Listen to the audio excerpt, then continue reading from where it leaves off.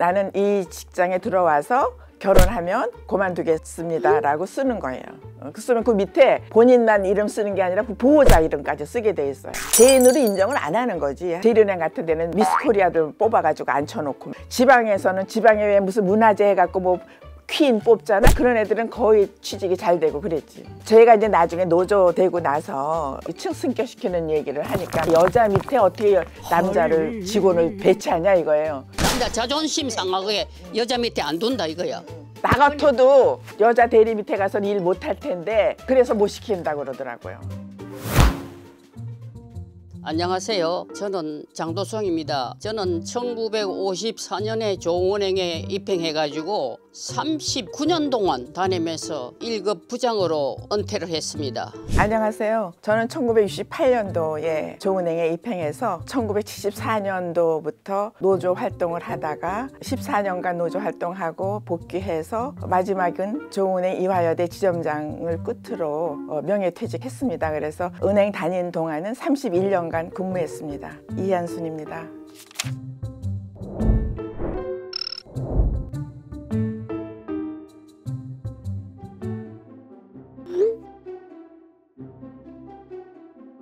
제가 학교 다닐 때 보면은 제가 학교를 갈 때도 은행 문이 닫혀 있고 학교에서 오후에 마치고 나갈 때도 은행 문이 닫혀 있어서 나는 졸업하고 은행을 들어가면 좋겠다. 시간 여유가 많이 있겠다. 이런 생각들을 했어요. 은행 들어가 보니까 그 문을 열고 닫고 하나하고 상관없이 그 일이 많더라고요. 그래서 평생 은행에서 근무를 했어요. 그때 당시에는 공개 채용이라는 게 없었어요. 여자에 대해서는 특히. 저 같은 경우는 제가 1967년도에 대학을 졸업했는데 그 졸업 연도에 한국 외환은행이 생겼거든요. 나중에 보니까 내 친구들이 외환은행에 많이 다니는 거예요. 그래서 어떻게 입행을 했냐 했더니 그야말로 연줄로 추천받아서 집안에서 얘기해줘서 된 거더라고요. 저도 나중에 내 집안에 부탁을 해가지고 그야말로 백으로 들어간 셈이죠. 그런 식의 시대였기 때문에 본인의 의지하고는 상관없이 상황이 그 주위에서부터 주어지지 않으면 취직할 수가 없었던 상황이라 그렇게 어려웠던 것 같아요.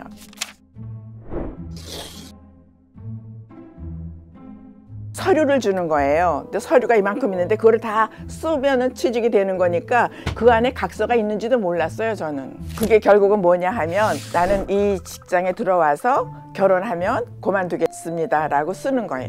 쓰면 그 밑에 본인만 이름 쓰는 게 아니라 그 보호자 이름까지 쓰게 돼 있어요. 그러니까 개인으로 인정을 안 하는 거지. 현모양처. 좋은 여자는 현모양처가 돼야 되니까 일단 가정을 지켜야 된다. 여성의 목적은 현모양처지 직장이 아니에요. 그래 직장은 남자들 주면 되지. 우리가 고생스럽게 왜 직장을 다니느냐. 현모양처하는 게 행복하던 것이라 그 의식이 다 돼 있었어요. 모든 사람들이 다 그런 생각들을 가지고 살은 거지. 그 시대는.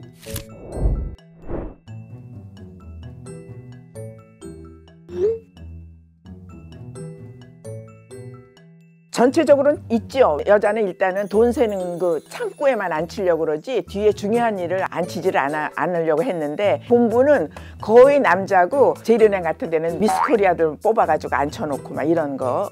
또 지방에서는 지방에 왜 무슨 문화재 해갖고 뭐 퀸 뽑잖아. 그런 애들은 거의 취직이 잘 되고 그랬지. 일하면서 일로서 평가하는 게 아니라 여자를 보는 거지. 일이 구분이 되는 게 아니라 일 자체를 안 시키는 거예요. 남자는 이 일 저 일 다 해야 된다고 생각해요. 왜? 일을 알아야 책임자도 되고 윗사람이 되니까. 여자는 한번 잘하면 말뚝 박아놓고 옮기질 않아요. 그런 게 이제 차별이지. 한 가지 일만 계속 하는 거야. 말뚝 박는 거. 여자는 이동시킬 필요가 없다라고 생각하는 거지.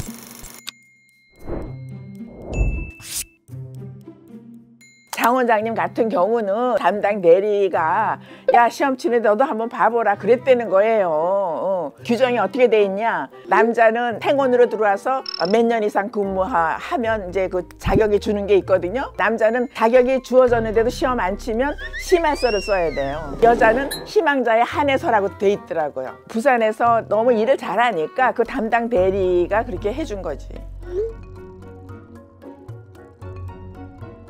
그거는 지음에서 시키는 게 아니라 인사부에서 하거든. 근데 그때 이제 다 체제가 들어오는 거예요. 그러니까 지점에서는 인정받아도 본부에서 안 되는 거예요.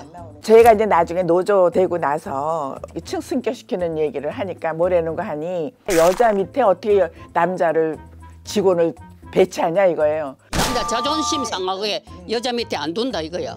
나 같아도 여자 대리 밑에 가서는 일 못할 텐데 그래서 못 시킨다고 그러더라고요. 텔렉스실이라고 있어요. 전화로 모든 걸 다 이제 하는 거예요. 거기 여자만 있을 거 아니야. 그러니까 여자만 있는 대로 발령이 나셨던 거야. 또 하나 얘기를 해야 되는데 상업은행 그 이필영 씨는 이제 시험 쳐갖고 됐는데 발령이 안 나는 거예요. 그래서 왜 안 시키느냐고 그랬더니 인사고과가 없는 거예요. 여자는 경비 절감 차원에서 왜 인사고과는 승진을 관리하는 거기 때문에 경비 절감 차원에서 여자는 안 받은 거야. 그러니까 인사고과가 없어서 승격 못 시킨다는 거예요. 하여튼 모든 게 자기네들이 제도를 만들어 놓고는 그것 때문에 안 된다고 핑계를 대니까 해서 결혼퇴직각서 없애자. 그것도 왜 없애냐면 여자는 임시직이라고 취급하니까 우리가 원해서 임시직이 아니잖아. 결혼각서 폐지하면 우리가 임시직 아닐 수 있지 않냐.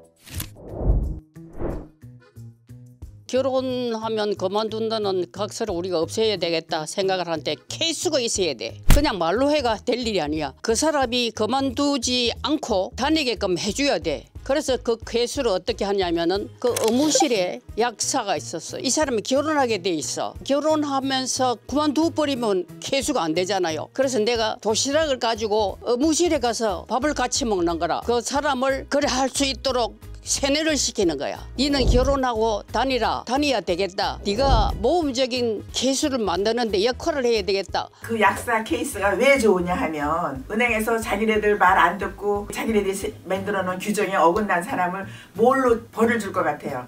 지방으로 발령내는 거거든요. 의무실은 서울 본부에만 하나 있어요. 그러니까 지방으로 발령 가지 않을 사람은 약사는 너무 좋은 거야. 그럼 어떻게 하면 좋겠냐고 그러더라고요. 그러면 휴가 신청서만 써줘 그래서 얘가 휴가 신청서를 낸 거예요. 은행에 발칵 뒤집은 거지. 신혼여행 간 다음에. 왜냐하면 신문에 많이 났었거든. 은행에서 이거 하나로 끝날 일이 아니다 해갖고 얘를 사표받으려고 이제 방침을 정한 거지. 그러다 보니까 배후에 이 장도성이 있다. 제루에 높은 사람이래. 왜냐면은 이렇게 하면은 너희들 피해를 본다는 거를 보여줘야 되잖아. 보여주기 위해서 막 대대적으로 얘기하면서 보낸 거예요. 강남에 있는데 나를 영등포로 보내는 거예요. 그렇게 행포를 부리는 거예요. 결혼식 간 사람은 전부 심할서를 써. 근데 나는 심할서가 문제가 아니라 정근을 시켜버려. 그만두라 이거야.